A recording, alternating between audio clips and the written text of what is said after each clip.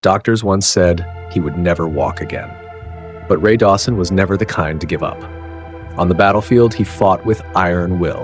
In everyday life, he carried on with that same resilience.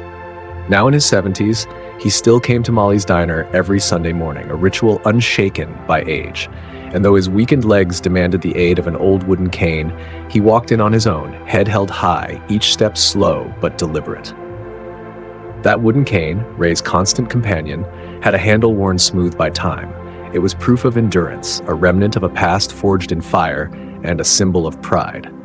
Every morning, he would nod to Jenny, the hostess who greeted him with a soft smile and always remembered his order without asking. Black coffee, 2 sunny-side-up eggs, whole grain toast, no butter. "Good morning, Sergeant Dawson. Your usual's ready," she'd say with a familiar, respectful tone. Ray didn't like being served at the table, even though his legs trembled and carrying a tray was a struggle. To him, self-service wasn't just a habit. It was a reflection of a soldier's spirit that had never faded. Men who'd worn the uniform like he did valued independence more than comfort. He carefully propped his cane beside the service counter, gripped the tray with both hands, and began the short but grueling walk through the bustling diner. Each step was calculated, not just to keep the coffee from spilling, but to keep his dignity intact. What seemed like small, routine movements were in fact a silent dance of defiance.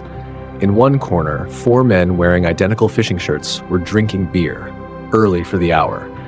They eyed Ray, then murmured mockery loud enough to be heard. One of them snorted, "Look at that guy, half a day just to get to his table." Ray didn't respond. His eyes stayed on the table by the window, where the morning sun would warm his aching back. The ridicule was nothing new, but it still cut like an old blade. Another man spoke louder, deliberately. "Bet he fakes that limp for the veterans' discount." His voice mingled with the diner's noise, but was clear enough for nearby customers to hear. Marissa, a longtime waitress at Molly's, paused, coffee pot in hand, a flicker of hesitation in her eyes. She had heard, and she saw others bow their heads over their plates, pretending not to. But Ray didn't pretend. He heard. He knew, and he kept going. At his table, he began his routine. Lower the tray, steady it, then gently sit. But his hands were shaking. A fork slid off the tray and clinked to the floor beside his chair. No one moved. Ray froze, eyes on the fork on the cold tile. He knew bending down would be painful, but he still intended to do it, because he was Ray Dawson, and he was still standing in his own way. Marissa could no longer stay still. She had served Ray for nearly 10 years now, and she was familiar with his quiet strength and dignified manners. But today, seeing him falter, and no one helping, was more than she could bear. With a swift step, she approached, picked up the fork, and replaced it with a clean one. "I'm sorry about those men, Mr. Dawson," she whispered, voice shaking slightly, eyes flicking toward the corner table, where laughter had dulled but not vanished. Ray only nodded. "Not your fault, Marissa." He sat down, arranging his breakfast with military precision. Each movement deliberate, steady. Even with trembling hands, he cut into his eggs with near total focus, as if this table was a battlefield and his mission was to eat breakfast with honor. In the corner, the jeers continued, albeit quieter. "Bet he never saw real combat," one said, sneering. "My cousin was a Marine. He doesn't hobble like that." Ray didn't react, but a keen observer might have noticed his shoulders stiffen, a reflex to a wound no longer physical. No one noticed that, in a shadowed corner of the room, a man in a crisp military uniform with a colonel's insignia had been silently watching the entire scene. His coffee untouched, food ignored. His eyes sharp, jaw clenched tighter with every insult. That man was Colonel James Harrison, a 25-year veteran on his way to a Pentagon meeting. But this morning he had stopped here, and then stopped altogether when he saw Ray Dawson, the old man who still walked tall and bore eyes that had seen too much. Real soldiers recognize each other, even after generations. When the fork fell and no one helped, Harrison's expression shifted. A decision was made, not in words, but in action.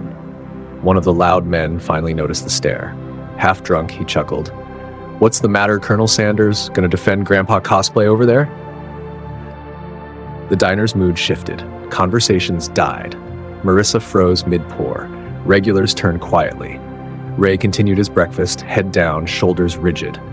Harrison stood, Not quickly, not angrily, but slowly, deliberately, carrying the weight of decades of service in each step. He said nothing to the hecklers, didn't even call out to Ray. He simply walked to Ray Dawson's table, picked up the fallen fork, and gently placed it on the edge of the table. Then he stepped back, straightened his posture behind Ray's chair, arms at his sides, heels apart at precise angles, eyes forward, the formal stance of a soldier rendering honors. Silence fell. No spoons clinked, no chuckles lingered, just one man standing in salute behind another. No words needed. Everyone understood. Respect needs no voice. After a still moment, Harrison broke posture. But he didn't leave. Instead, he reached into his chest pocket. All eyes followed the motion. What he pulled out wasn't a phone or documents, but an old photograph, laminated and carefully preserved. He held it high, silent, so all could see. The photo, faded but clear.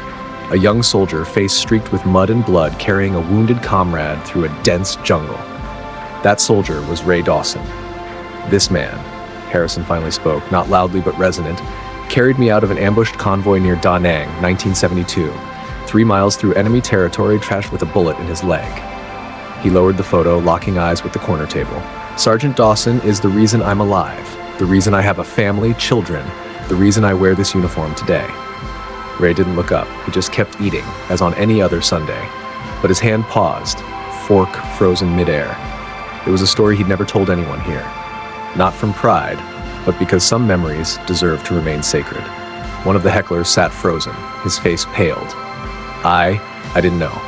You didn't ask, Harrison replied, not bitterly, just truthfully. He turned to Marissa, still holding the coffee pot. I'd like to pay for Sergeant Dawson's breakfast today. Then, louder, so the staff could hear, and I want everyone here to know, from today on, this diner, by the name of the United States Marine Corps, stands under his name. From the back, the kitchen door swung open. Michael Molly, the owner and namesake, emerged. His eyes were firm but kind, clearly having watched everything unfold via the kitchen camera.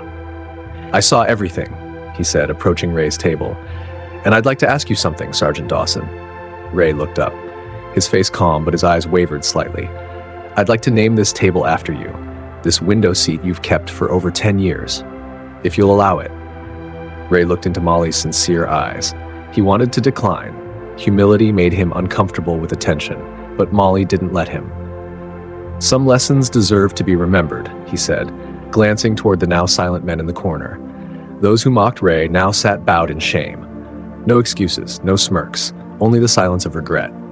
A week later, when Ray Dawson walked into Molly's with his usual slow steps and wooden cane, he noticed something new. Above his usual window seat, a small brass plaque had been carefully mounted. Reserved for Sergeant Ray Dawson, still standing. Beneath it hung a large framed photo, the one Colonel Harrison had shown the previous Sunday. Ray, young and fierce, carrying a wounded soldier through the jungle. Someone, probably Molly, had replicated and framed it as a quiet declaration. Ray made his way to the seat. But this time he wasn't the only one who noticed the change. At a table near the counter, the same 4 men in fishing shirts were seated. When they saw Ray, all 4 stood. No more laughter, no more swagger. Their eyes now held remorse. The man who had said the cruelest words approached. He took off his cap and stood upright like a boy about to admit a mistake. Sergeant Dawson, he began, voice unsteady. We came back today to offer a proper apology. What we did last week was inexcusable. Ray studied them for a long moment. They seemed younger, smaller, not in build, but in humility, as if their tough shells had cracked, revealing men still learning to respect what they didn't understand.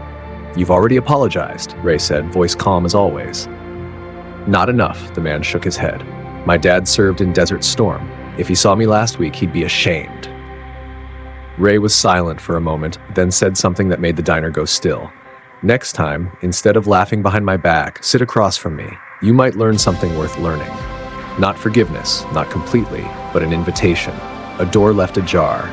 A chance to grow rather than hide. At that moment, the diner door swung open again. Colonel Harrison walked in, not in uniform this time, but casual clothes. Still upright, still composed. He saw Ray, nodded, not too warm, not too distant, a silent respect between old soldiers. Ray returned the look and gestured to the seat across from him. This time, the table wasn't alone. Marissa brought the coffee. On her apron, a small Marine Corps pin, a gift from Ray after that day. She'd served him for years, never knowing the story behind the wooden cane. Now she knew, and wore the pin with pride. "Black coffee, right?" she asked. Both men answered, in perfect unison. "Black." They smiled, not from humor, but from quiet understanding across generations. From that day, a new tradition began at Molly's. The window table was always reserved for Ray Dawson, but he rarely sat alone anymore. Each Sunday, someone came, sometimes Colonel Harrison, sometimes other veterans in town. Slowly, the diner became more than a place for breakfast. It became a place to listen, to learn, to remember that true honor doesn't speak. It stands. In the weeks that followed, Molly's diner changed. Not louder, not busier, but deeper. Still the scent of toasted bread, still the drip of coffee, still the clink of cutlery. But since that brass plaque went up above the window seat, that spot was no longer just a seat. It was a story, a salute. A quiet vow that dignity doesn't fade, it endures, quietly, with every step of those who still stand.